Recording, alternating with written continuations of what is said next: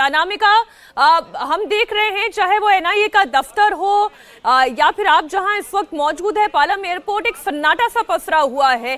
Tentative time क्या बताया गया है, कब तक तहव्वुर राणा को यहां लाया जाएगा?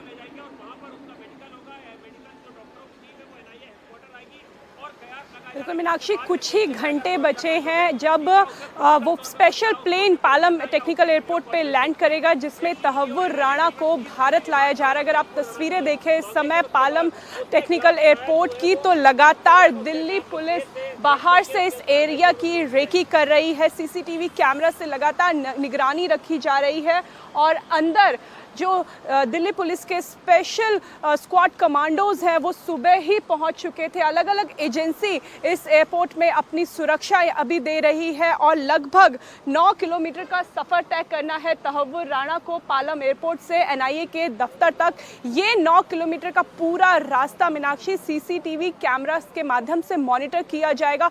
बुलेट प्रूफ गाड़ियों से तहव्वुर राणा को एनआईए दफ्तर पहुंचाया जाएगा। एक बहुत बड़ी चुनौती है, लेकिन तैयारियां पूरी कर ली गई है। कई दिनों से ये तैयारियां चल रही थी और सुबह से अगर आप इस रास्ते में आएंगे तो आप पाएंगे कि धीरे धीरे ट्रैफिक रूट को भी क्लियर कराया जा रहा है, क्योंकि ये समय ऐसा है जिसमें ट्रैफिक होता है। ऐसे में सेफ रूट भी बना लिया गया है मीनाक्षी।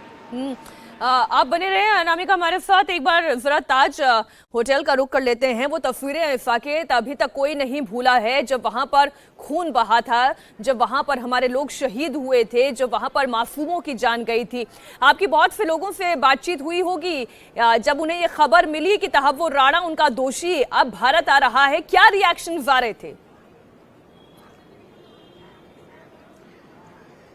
देखिए मीनाक्षी, इस वक्त जहां मेरी मौजूदगी है 26/11 के दिन वहां का मंजर कुछ अलग प्रकार का था और आज भी पिछले कुछ दिनों में हम लगातार उन ऑफिशियल से, उन पुलिस अधिकारियों से मिल रहे हैं, उन लोगों से मिल रहे हैं, उन विक्टिम से मिल रहे हैं जिन्होंने 26/11 का वो मंजर देखा और उन्होंने हमें बताया कि ये पूरा घटनाक्रम जिस तरह से आगे बढ़ा था उसको देखते हुए ऐसा लग नहीं रहा था कि उस दिन यहां से कोई जिंदा वापस जा पाएगा। और लेकिन जिस तरह से जांच एजेंसियों ने इस पूरे मामले में अब तहव्वुर राणा वापस आ रहा है, तो हर व्यक्ति जो भी इस बारे में सुन रहा है, एक तो राहत की बात यह है कि मुंबई के जख्मों पर राहत मिली और लगातार हमारे तीनों सहयोगी जो वहां से बता रहे हैं, शुरुआत में हमें लगा था कि तहव्वुर राणा को मुंबई लाया जाएगा और उसी प्रकार से तैयारियां भी थी। हालांकि ये कारण खासतौर पर अगर देखा जाए तो एनआईए के पास ये पूरा केस था और इसी वजह से उसे मुंबई नहीं लाया जा पा रहा है। और वही कारण है कि मुंबई पुलिस के टॉप ऑफिशियल जो उस वक्त उस पूरे जांच के दौरान शामिल थे, उन्होंने हमें ये बात बताई कि तहव्वुर राणा मुंबई क्यों नहीं लाया जा रहा है, क्योंकि एनआईए के पास जब ये केस था तो 2009 में पहली चार्जशीट दाखिल की गई थी। अब अगर आप देखें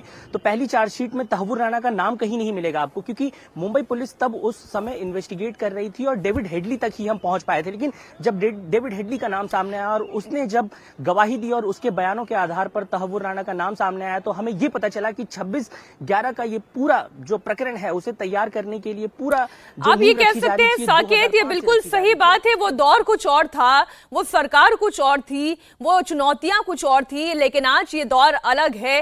और आज अगर ये बड़ी कामयाबी मिली है तो इसमें भारत सरकार की तारीफ करनी बनती है और इसमें कोई कोताही होनी नहीं चाहिए। जिस तरीके से भारत सरकार की नीति रही, कूटनीति रही, उसी का ये परिणाम है कि तहव्वुर राणा भारत यहां इस सरजमी पर उसका हिसाब होगा।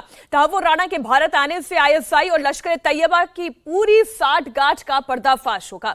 पूछताछ में राणा बताएगा कि मुंबई हमले में आईएसआई का रोल क्या था, आईएसआई ने लश्कर तैयबा के साथ मिलकर कैसे मुंबई को दहलाया। इसमें 160 से ज्यादा लोगों की जान चली गई। मुंबई हमले से पहले लश्कर आतंकी साजिद मीर, अब्दुल रहमान लखवी, आईएसआई का मेजर इकबाल आपस में कैसे संपर्क में था, कौन इन्हें संपर्क में लेकर आया, उनका रोल क्या था, इस बारे में तहव्वुर राणा से मिली जानकारी बहुत काम की साबित होने जा रही है। एनआईए ने तहव्वुर राणा के खिलाफ जो डॉसियर तैयार किया था, उसके मुताबिक उसने मुंबई हमले से पहले भारत दौरे से डेविड कोलमैन हेडली को 231 बार फोन किया था। इसमें 66 बार फोन मुंबई हमले से पहले आखिरी दौरे में किया था। तहव्वुर राणा मुंबई हमले के ठीक पहले भारत आया था। उसका यह भारत दौरा 11 दिन का था, जिस दौरान वो 2 दिन 20 और 21 नवंबर 2008 को मुंबई में पवई में एक होटल में रुका था और मुंबई हमले के ठीक एक सप्ताह पहले दुबई रवाना हो गया था।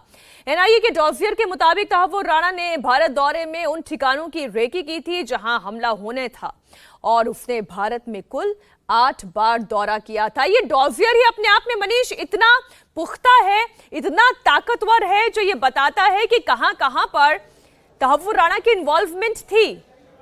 मीनाक्षी, इन डोजियर में सभी दस्तावेज के साथ जो एविडेंस है वो एनआईए ने अमेरिका को दिया, क्योंकि एक्सट्रेडिशन करना इतना आसान नहीं है।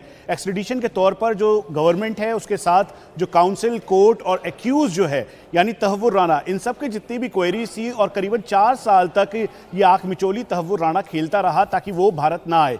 लेकिन भारत की डिप्लोमेसी और साथ में ये डोजियर जिसमें एक एक पॉइंट जो डॉट्स हैं उसको जोड़ा गया है, इसके मुताबिक करीबन 8 विजिट डेविड हेडली कोलमैन की, जिसके बारे में तहव्वुर राणा को पूरी तरह से पता था। करीबन 300 से ज़्यादा बार मोबाइल कम्युनिकेशन है, करीबन 200 से ज़्यादा ईमेल्स हैं। और तहव्वुर राणा वो कड़ी है जिसने एक मुखौटा तैयार किया डेविड हेडली कोलमैन के लिए ताकि वो मल्टीपल वीज़ा उसको मिल सके, और मल्टीपल बिजनेस वीज़ा लेने के बाद वो 8 बार दुबई, कराची, यूएस, यूके, इन सभी जगह पे आसानी से जा पाया। यानी तहव्वुर राणा की इमिग्रेंट लॉ सेंटर जो कंपनी थी इमिग्रेशन के तौर पर, जो कनाडा बेस थी, उसका ऑफिस वो मुंबई में खोलना चाहता था। एक एक detail, major Iqbal, major Sameer, colonel Shah Pakistani army के, पाकिस्तानी आईएसआई के, उनका पूरा नेटवर्क, साथ में तहव्वुर राणा और डेविड हेडली कोलमैन ने जो वीडियो रिकॉर्ड की है जिसमें शिवसेना हेडक्वार्टर, ताज, ट्राइडेंट होटल, लियोपोल्ड कैफे, उसके अलावा जो छत्रपति शिवाजी टर्मिनल। आप जितने नाम ले रहे हैं उतना